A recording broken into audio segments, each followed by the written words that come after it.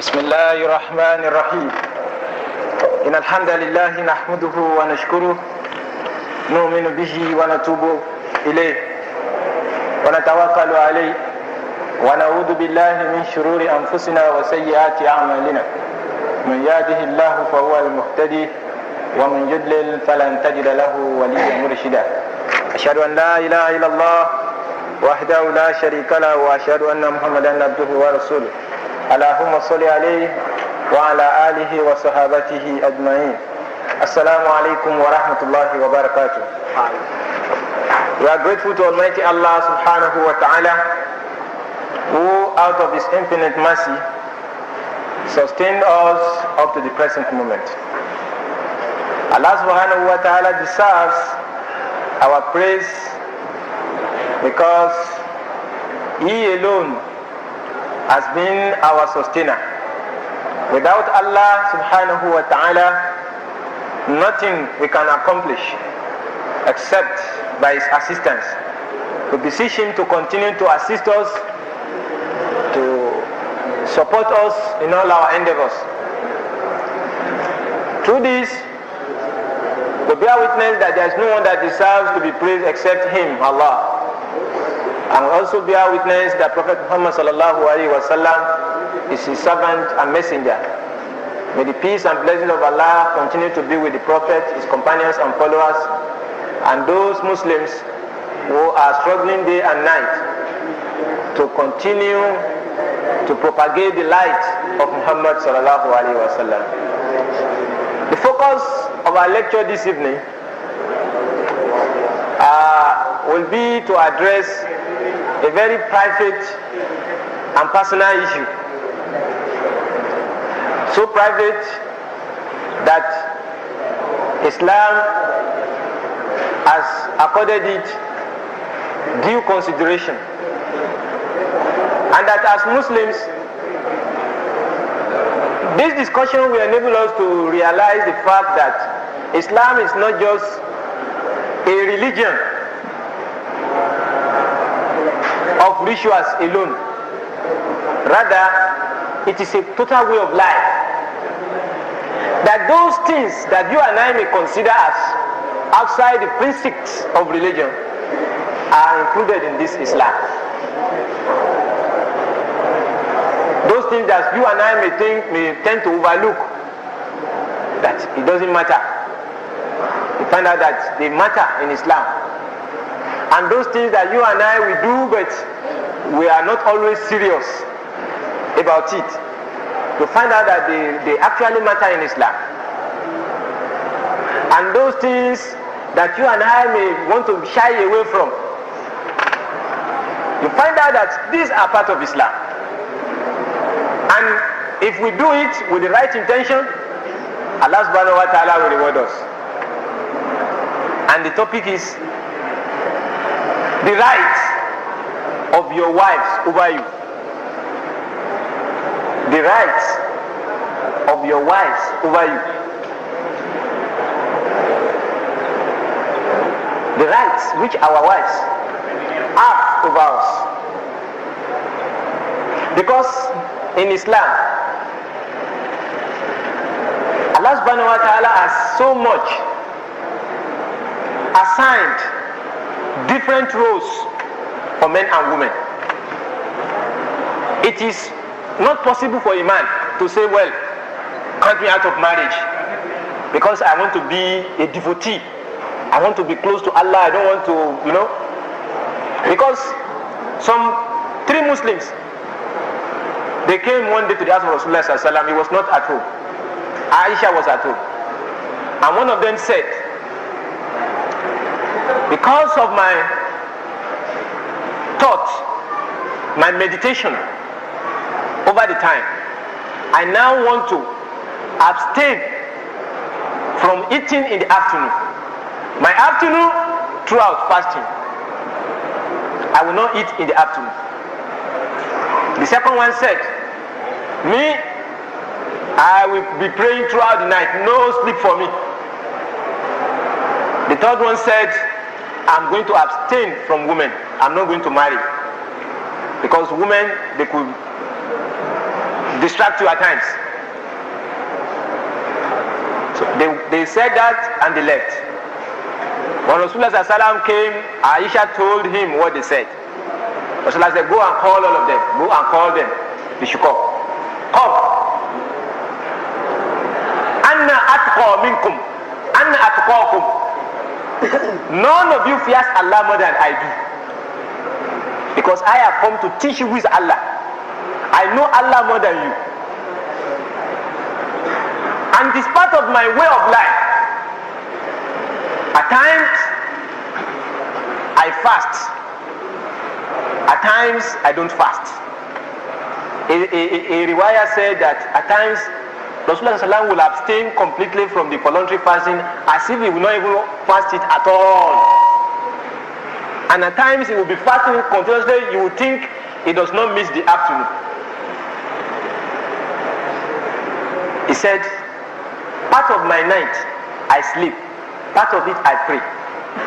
One part for sleep. One part for my women. One part for ibadah. So a true Muslim should divide his night into three. One part for sleep, one part for his wives, one part for ibadah. You don't pray out throughout the night. Because when you pray throughout the night, you don't sleep, definitely you'll be lazy in the day. And Rasulullah said, Atazawwaju nisa, I married women, not one, not two, not three. Up to 11. So, an-nikahu min sunnati, faman yarghabu an sunnati falaysa minni. Marriage is part of my way. Anybody who says no to marriage should count himself out of this ummah. La ruhbaniyata fil Islam. There is no fatherhood in Islam. Say this one is a father, no woman. This one is mother, no husband. That is not out of Islam. And Allah is saying that وَرْهُبَانِيَةً ابْتَدَوُوهَا مَا كَتَبْنَا عَلَيْهِمْ إِلَّا ابْتِغَاءَ رِضْوَانِ اللَّهِ فَمَا رَأَوْا حَقَّ رِعَايَتِهَا. Allah says this Ahlul Kitab, these Christians who impose on themselves fatherhood or motherhood, we have not asked them to do it. We have not imposed it on them. They are those who are thought of. This is a fabrication from them. And they can't fulfill it. Because it is a war against the nature. The natural traits of men. To now say, I'm going to do away from women. For Allah says, زُيِّنَ لِلنَّاسِ حُبُّ شَهَوَاتِ مِنَ النِّسَاءِ وَالْبَنِينَ. It has been ingrained in human nature, the love of women and the love of children. It is Allah who has put that love into you. Not that I just like it. It's Allah who has put it there.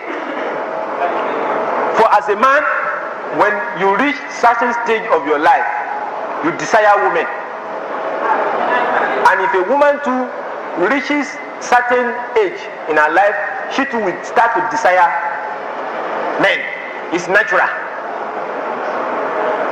And if a man want to say, well, me, no woman, his life will be in chaos, not organized.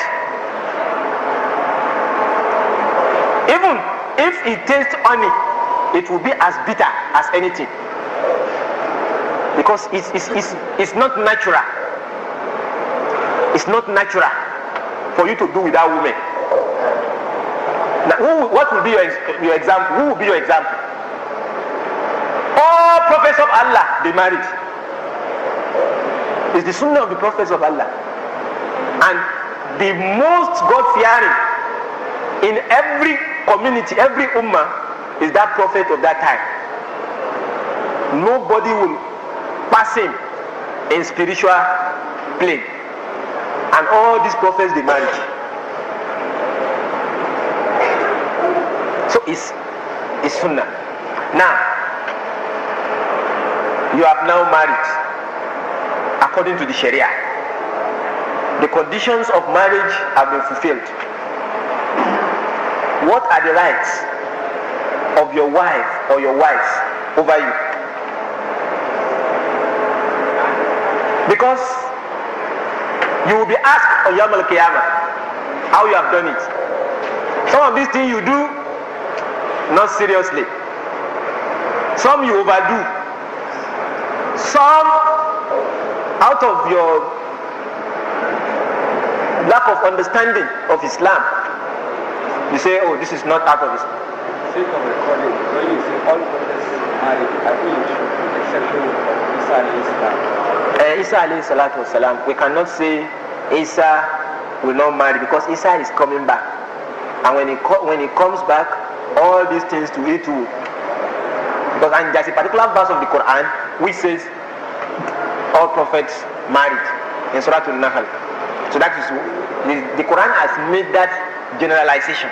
That's why I made a generalization in Surah chapter 16 of the Quran. So some of these things you may overlook them, but they really count in Islam. The first, now in every Islamic literature, every scholar of Islam, when they want to talk of the rights of the husband and the wives, they always start with the rights of the wives over the man, because the women are viewed to be weaker, and they are the mercy of the men, because ar-rijalu qawwamun 'ala an-nisa, men are the supporters, the reinforcer, the maintainer of women. So they will always proceed with the rights your wives owe over you, the rights they own over you, before they talk of the rights which you have over them. The first right is husnul ashara, living with them with kindness and equity. You live with them with kindness and equity. You live with them by considering that they are human beings. You always put them into consideration. Everything you do, you treat them nicely. Now, we shall go into details. Number one, this is a commandment from Allah. It's a command. وَعَاشِرُهُنَّ بِالْمَعْرُوفِ. Live with them with kindness and equity. Now, what does this mean? Living with them in kindness and equity. It means that you should pay the sadaki, the dowry. That's number one. Pay her dowry. If what she demands is you cannot afford it completely at the moment, you pay part of it. The remain you have to pay it, because if you promise her, don't worry, I will pay you, but in your mind you don't have the mind of paying her, you should know that whatever intercourse you have with her, you are committing zina. Once you have promised that, but you promise her with the intention of not fulfilling it, if you have intercourse with her, you have committed zina. Now, you feed her. Part of treating her kindly is you feed her. In fact, they even say, if you marry two women, one of them is from a very rich, wealthy family. The other one is from a very poor family. Equity demands that the one who is used to eating egg, salad from her parents' house, you keep on feeding her what she's used to in her father's house. And the one who is used to tuwo from her father's house, you keep on feeding her tuwo. This is equity, according to Imam Malik. That is justice, equity. If this is what she's used to from her father's house, keep on feeding her on that. And if the other one is used to eating luxurious food, you keep on. Once you like her, it's your duty to feed her. Now, also,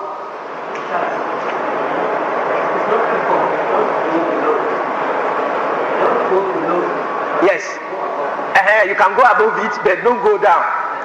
Whatever she is used to. Now, you don't speak to her haughtily. You don't shout on her as if she's not a human being. You don't shout on her, and you don't beat her. And you deal with her with consideration. Don't treat her like the way you treat men. You don't hold her the way you hold men. You hold her gently. In the case here, you said once, I'm coming, I will go to that. So this is compulsory for men. While some are doing the tafsir of this verse, وَعَنْشِرُهُنَّ بِالْمَعْرُوفِ, they said, they went to one Muhammad bin Anafiya, is one great sheikh, and they found him in his house wearing a very red robe, and his beard, there were traces of oil from his beard, and that his body was exhaling good odor, perfume. Then the man said, what is this? You know, the man was looking fresh, you know. He said, why? What is this? He said, this is what my wife likes. I am doing this for my wife. Because we too as men, we have to dress, beautify ourselves for our women. So I am doing this for her. Ibn Abbas, radiallahu anhu, the Sahaba said, he said he loved beautifying himself for our wife as he wants the wife to beautify and make herself attractive to him. So it is not you now. We should expect your wife to dress gorgeously for you. But you too as the man, the Islam requires you to beautify yourself, making yourself attractive to your wife. And let's go into details. Ulama, they said that the man should take care that every morning, every time he is in the house, he baths. Not that when you are only going out, you say, I want to go and bath, because you are going out. When you are at home, you have to bath. Not only that, you put on perfume, you oil your hair, you put oil, you brush your teeth. Any offensive odor from your armpit, you remove the hair, you put perfume, you cut your fingernails, you wear the best of your dresses. Not that when you are at home, you just wear one kind dress. You can even ask her, which of these dresses do you want me to wear today?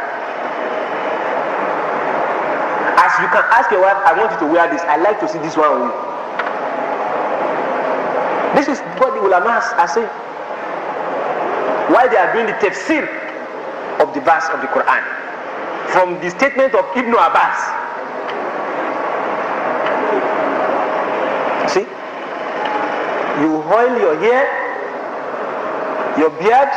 In fact, every Juma, before Rasulullah sallallahu will go to Juma, Aisha radiallahu anha will be the one to oil the beard and the hair and comb it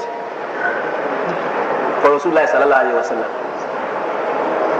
She will comb the beard, she will comb the hair for Rasulullah sallallahu alaihi wasallam.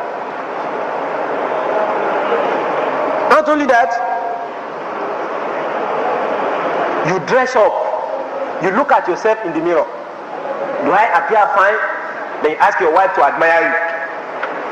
Am I okay? Does this dress fit me? If she says it fits you, in fact, you don't even need to look at the mirror once you have your wife in the house. At times she will put powder to make you appear beautiful and handsome. This is part of Islam. It is not only you demand that your wife should dress neatly, but you don't care. You should care. They too, they have feelings. So part of وَعَاشِرُهُنَّ بِالْمَعْرُوفِ, treat them with kindness and equity, is this we are saying. And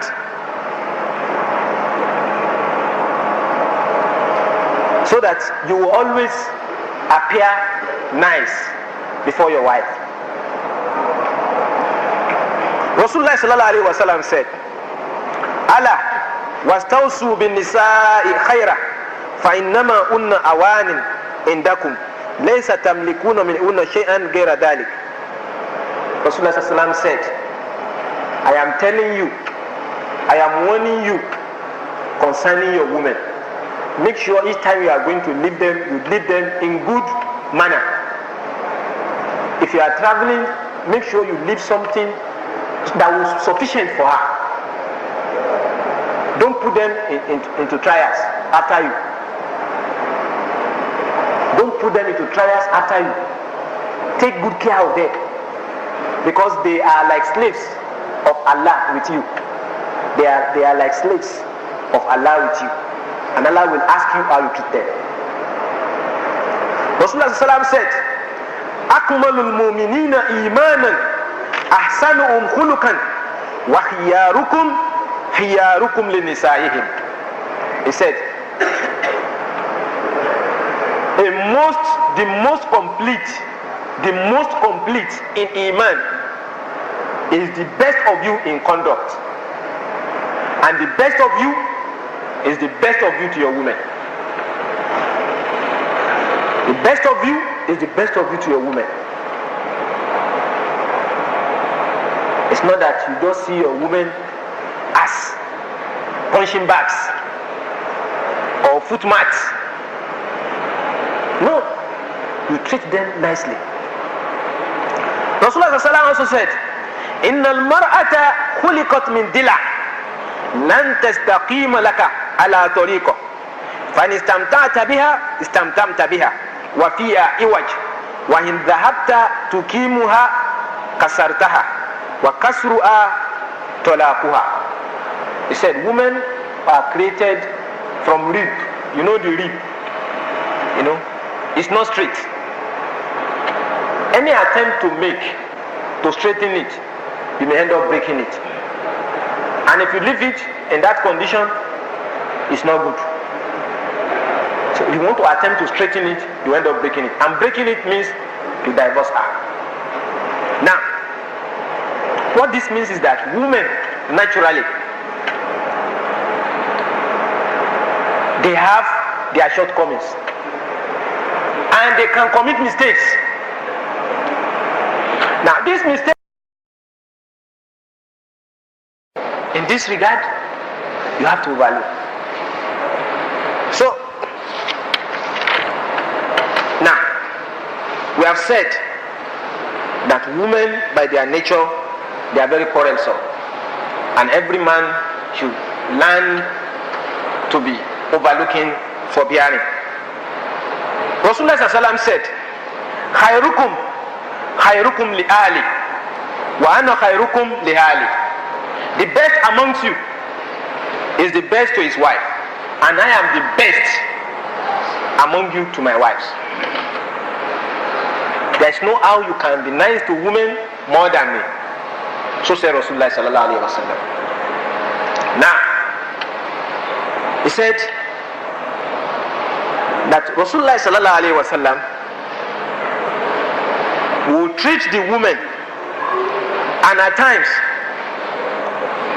when they provoke her, when they provoke him, he will not be annoyed. It was said of Umar. One day Umar's wife was arguing with her. You know, he was talking, the woman too was replying. Umar said, Aturaja'ini yalka. You are repeating, you are answering me. You, this quarrelsome woman, don't respond of the woman. The woman said, look, the wives of Rasulullah sallallahu, they used to do this thing I'm doing to you, and Prophet sallallahu is better than you. This thing I'm doing to you, the wives of Rasulullah sallallahu will do it to him. So why are you fighting? It's not only peculiar to me. Ummahatul Mu'minin, the wives of the believers, they are the mothers of the believers. The wives of Rasulullah, they do this. And it was said that at times one of the wives of Rasulullah will just abandon him until night time. Afternoon like this, Rasulullah will talk to her. No, she will not answer him. Until night time. Say, hey, after all, you have kept quiet since. This is part of it. Now, when you want to talk, now each time you are with your woman, you are supposed to be cheerful. Whatever problems have been coming from outside, from the office, from your places of work, when you get to the house, Islam demands that you be cheerful. Even though the laughter does not want to come, force it to come. Force the laughter to come. Maybe you occupy a big position and everybody used to fear you outside. By the time you are with your woman, try to put up that gap. That terrifying gap you are used to in your office. Put it off. Relax. This is what the ulama are telling us. And that you select the words you use for your wives. Always say out what you like to hear. If at times the situation is more critical, but present it to your wives in a very gentle manner, as if there is no problem. But you as the man, you know that this is a big problem. So you don't put fears into her. Let her feel, inshallah, we'll take care of the situation. It's no problem. But you know the problem is too serious. So you should be careful in the choice of words to use when you are with her. You don't talk to her the way you will talk to your colleagues outside, or you will talk to your inferior colleagues. Also, when you are annoyed, don't vent it on her. If somebody else has offended you, has provoked you, don't vent it on your wives. You carry the problem of the office, don't carry it to the house. And don't carry the problem of the house to the office. Also, when she does something good, always show gratitude. Always praise her. This yours too this time around is very sweet. You see it. I like this your hairstyle. I like this dress in you. Yes. If she does anything right, say, inshallah, I'll compensate you for this. You give her something. So everything she does right, always acknowledge it. What about the wrongs? The wrongs, you say it out. Correct. You correct her. But every good thing she does, always acknowledge it. Now I saw that thing you did, but if I tell you now, it will go over your head. So I didn't want to tell you. But it's right, it's fine, You let her know. Now, when she's treating the children nice, like now she's treating the children and she's on the right side, or she's a bit wrong, don't fight her in the presence of the children. Maybe she's beating the children for doing something wrong. You say, come Jari, you now bring the child. What you are doing is you are confusing the child.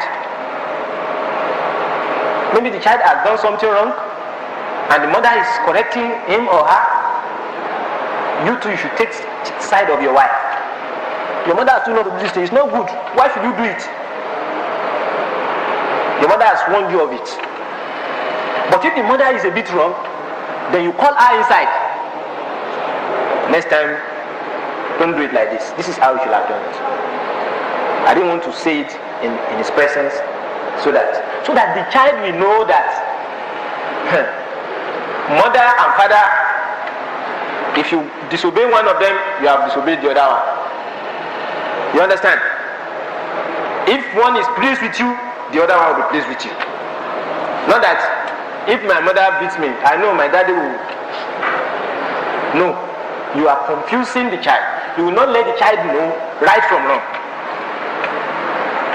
So now, the training of the children, where the woman is doing right, always let her know, and that when she's tired of doing the housework, you have to assist her. She's busy in the kitchen, sweating it out, and if something's not getting ready in time, you too go to the kitchen. Okay, which is the other work you want me to do? You start washing plates. Rasulullah did this for his wives. They said this time Rasulullah will be at home. Oh, the women will be enjoying, because Rasulullah will now be assisting them. If it is plate washing, they will do it. If it is sweeping, they will do it. If it is pouring away the water, he will do it. That Rasulullah. If it is shoe shining, he will do it. That was what one of his wives said about him. That each time Rasulullah will be in the house, not that will lock himself inside this room and then go away with your wahala, I'm busy. Every time he's busy. No. At times you assist your wife. When she is tired, you assist her. And those things that she's supposed to do for you, maybe ironing your dress, shoe shining, and all these things, if she's tired, you do it by yourself. Don't say, well, after all, I've told you to do this thing for me, you didn't do it. No, you do it for yourself. She's tired, she's a woman being. And by the time maybe she's breastfeeding the baby now, you know, she easily gets tired. Then you know you have become temporary houseboy. So you should ask your wife, what are the things you want to do this morning? Okay, my dress, don't worry, I'll wash it myself. What is the other job? Let's share it. I will do this, you will do this. Okay. At times, okay, let me carry the baby. I'll be dancing with the baby. You do it. You do it, you assist her. If she is sick, you take care of her. If you want to take her to the hospital, take her in time. If it's you want to go and buy her something, yes. You may even not go to office. Yes, you take care of her. Because if you go out now and then the problem worsens. On whose edge? So it's better you are late to your office than you leave your woman and said, take care of yourself, go to the hospital, I'll give you money. Not money alone. You know, your physical presence will psychologically boost our morale. Your physical presence, that you are around, is enough for her. There are some women, when you are not at home, they are sick. You come back, and that is why when each time you are at home, let your woman enjoy you. Not that, well, I'm just coming from office, where's my food? You finish your food, off you sleep. Or you carry the job from office. You continue in the house. No, the wife has a right over you. It's a right, you have to give her attention. It's a right for you to make your presence felt, so that when you go out, they miss you. There are some women, their wives don't miss them. Let the man go on the 1 month. I don't miss her. I don't miss him. Because when he's at home, his face is always high up like this. No, you have to know what. If people fear you outside, our guys coming. When you are in the house, your wife should feel free. Your wife should be able to embrace you when you are entering the house, kiss you, hug you, and do this thing. Not that you come like this. This is not Islam. This is not Islam. If she comes to welcome you, you too have to embrace her. Embrace her. This is Islam. Rasulullah ﷺ said that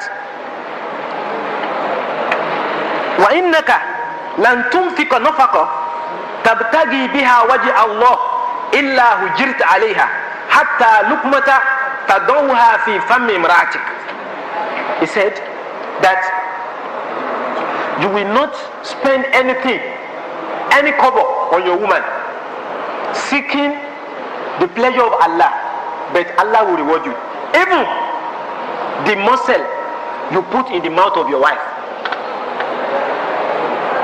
not because she's sick, because you are happy, you are enjoying with her. The lukma, the morsel, you carry the spoon, rice, you put inside her mouth, Allah will reward you for that. Though she is laughing, you are laughing. Allah, Rasulullah is saying here that Allah will reward you for it. Inshallah, we will do that. You see, you may think, why you will do that? You should be romantic. You should be romantic. At times, you write beautiful things for your wife to see. Beautiful things, even if it's a greeting card, for your wife to see. Those things you know she would like to hear. You do it for her to make her happy. That will make her to be proud of you as the husband. Because this is the nature of women.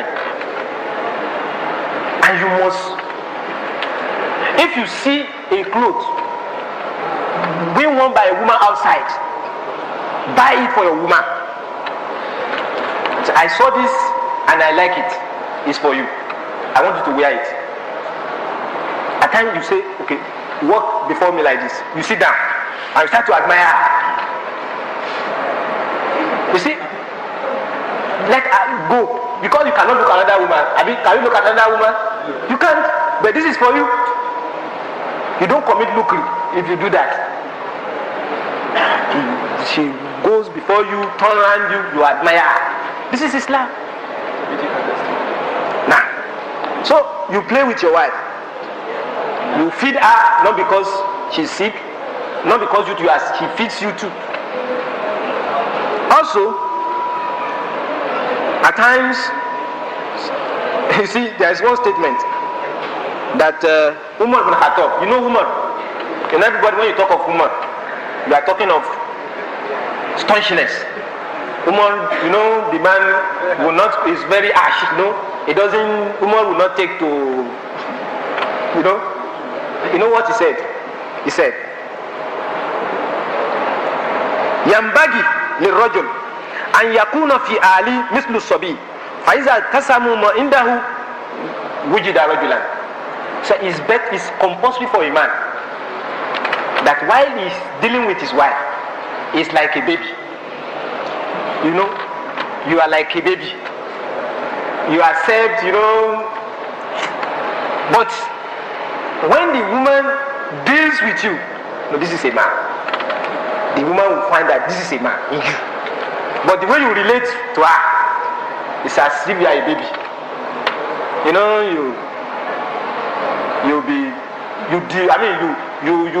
put down that gap. What do you want me to do for you? Go and switch off the fan. You stand up, you go and breathe. You see? What do you want? I go and bring water. You go and bring water. Yes, you do it for your wife. They say, why are you controlling me? I am your husband. No. If she sends you errand, you do it. You know she's not your slave. She's not your slave. She's your companion. Know that. She's your companion. So you have to. But let me quickly end. Now there is one area that Rasulullah Sallallahu said. One man said he wanted to marry. Rasulullah said, make sure she's a spinster. A spinster, not somebody who has married before, so that you can be playing with her. She too can be playing with you. Rasulullah was advising the Sahaba, because even when he was above 50, he was running with Aisha. They would be playing running. By the time Rasulullah was still, by the time Aisha was very young, Rasulullah would go to the field. They would be running. Rasulullah would defeat her. By the time Aisha was growing, robust, Rasulullah to the man above 50 will run, and then Rasulullah will defeat her. Said now, that is 1-1. 1-1. So Rasulullah said, marry a woman that is very, a damsel, not old, not married, Subhanaka Allahumma bihamdika ashhadu an la ilaha illa anta. We have only discussed one. Inshallah, next week we'll continue. It has been that we treat our women with kindness and equity. And what we mean by kindness and equity, we have been explaining. Those of us who have not been doing it, let's start to be doing it. You see, if you start doing it, you see, your marital life will be very, very interesting. You will like it. You understand? Because if you don't have a settled home, there's nothing you can achieve outside. You see, you don't have a settled home. What? You have to even educate your woman that this thing, these are your rights. You let her know these are the rights you have. These are the rights you have on me, which I have to give you. Then when you are doing it, it will not be strange to them. Any question? Why Rasulullah Sallallahu married up to 11 wives? There are a lot to be said on it. But Allah subhanahu wa ta'ala has allowed him, has permitted him to do certain things which he has not permitted you and I. And if you go and read Surah Al-Ahzab, Surah 2 of the Quran, is a verse there. The categories of women allow Rasulullah Sallallahu, because by his nature, he said he's been given the power to deal with 30 women. And Rasulullah Sallallahu will pass round his wives in a single night, and the man is still strong. Not all these wives he married for the purpose of intercourse, just the mere fact that the social security for some of the women. Some of them are so old, like Sauda. Sauda was so old, no teeth. Each time it was her turn, she would say Rasulullah could go to Aisha. She was ready to forgo her own night. Rasulullah should go to Aisha. At times they will quarrel with him. There was a time he even said, all of you, I put you aside for 1 month. So 1 month, I put you aside. So when it was 29 days, Rasulullah went to Aisha. I said, why now? He said 1 month. That month could be 29 or 30. So 29 now. And he was, again, playing with them. So the wives he married, some of them were playing different roles in his life. Like Aisha, she was the youngest and she was the most brilliant. Rasulullah said, you will learn half of the whole of Islam from this rosy cheeky girl. You will learn half of your deen from this rosy cheeky girl. Rasulullah Aisha among the women, was narrated the greatest number of hadiths from Rasulullah. The privacy of Rasulullah, most of it was narrated by Aisha. She was the one who told us what Rasulullah would do to her when she would be menstruating. So when each time she was menstruating, Rasulullah will avoid anything from here down. Anything up, Rasulullah would be playing with her. She was the one who told us that each time they were playing, Rasulullah would switch off the light, telling you that each time you are with your wife, you should have that sense of shame, not to be looking at your privacy. Switch off the light. So all of them play different roles in his life, and because of his physiological, psychological makeup, Rasulullah sallallahu alaihi wasallam, he was able to cope with the men. But you and I, no more than 4 at a time. No more than 4. That's the way before. So there were about 10 at a time.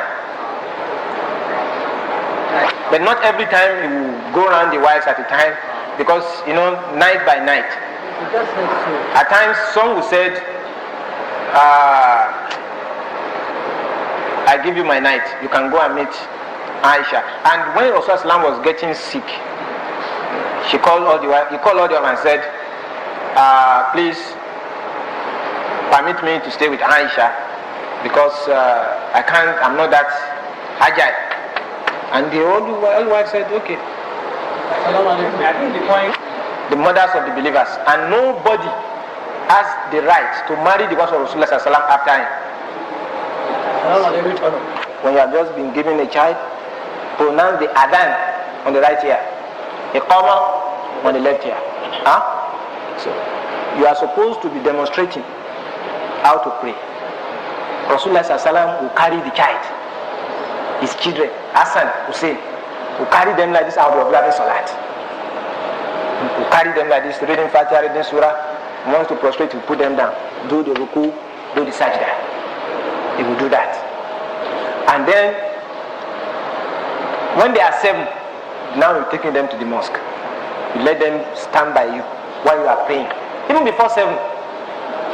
When they are 10, if they don't pray, you beat them. Because what informs me that most of them that I know. You have to bring your children down. You have to give time. Some of us think we are busy.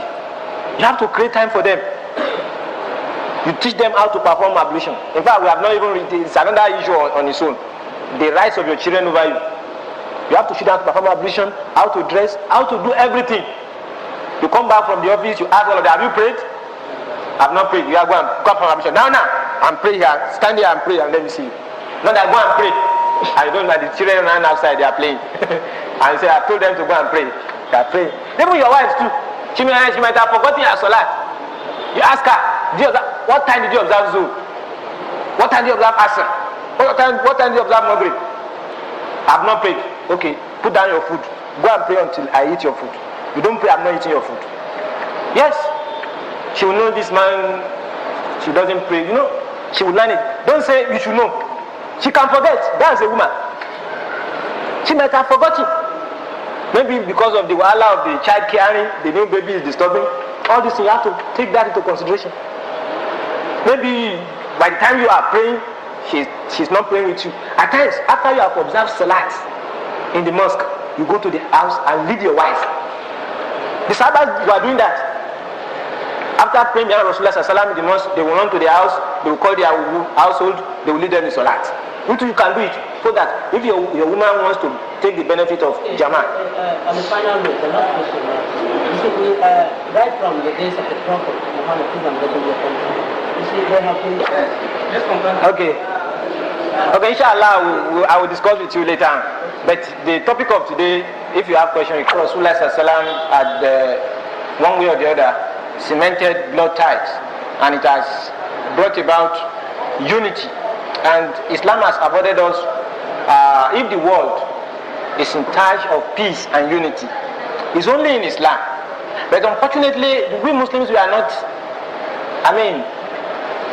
reaping this opportunity afforded us. Take for instance the Hajj. The Hajj.